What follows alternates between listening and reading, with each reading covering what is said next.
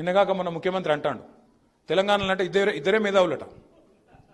ఒక ఆయనట జైపాల్ రెడ్డి అట, జీవితం అయినాడు జై తెలంగాణ ఆయన జైపాల్ రెడ్డి మేధావట. ఇంకొక ఆయన కేశవరావు అట.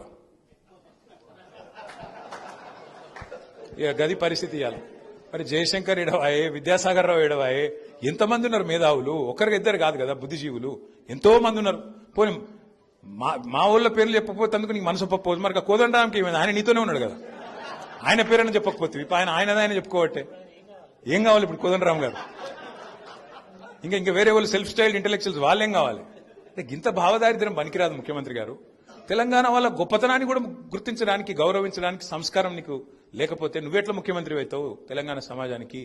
బాధ ఎక్కడ? మొన్న మీరు చూసింటారు, హరీష్ రావు గారు ఒక ప్రెస్ మీట్ వివరంగా పెట్టినారు. సోదరులు సోషల్ మీడియాలో కూడా పెడతా ఉన్నారు.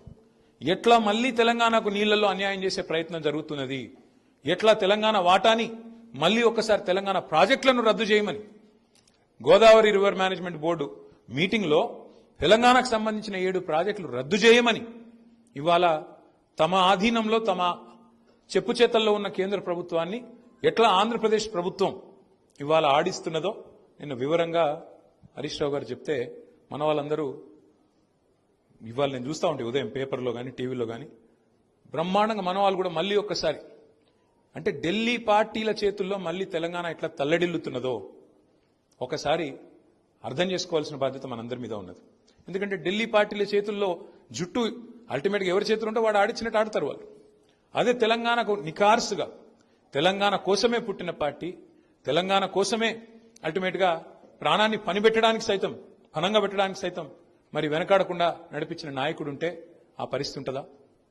ఇవాళ పార్లమెంట్లో, భారత పార్లమెంట్లో, లోక్సభలో ఒక బీజేపీ ఎంపీ లేచి తెలంగాణ ఏర్పాటును పాకిస్తాన్ ఏర్పాటుతో పోలిస్తే ఒక్కడన్నా మాట్లాడిండా లోక్సభలో? ఒక్క కాంగ్రెస్ వాడు, ఒక్క బీజేపీ ఎంపీ ఒక్కనికన్నా రేషం ఉన్నదా? అదే అక్కడ గులాబీ జెండా కప్పుకున్న మన ఎంపీలుంటే పోయి గల్లవట్టకపోదురు ఏం మాట్లాడుతున్నారో నా కొడకాని. గది తెలంగాణ గురించి జయశంకర్ సార్ శాసించి సాధించాలన్నది గది.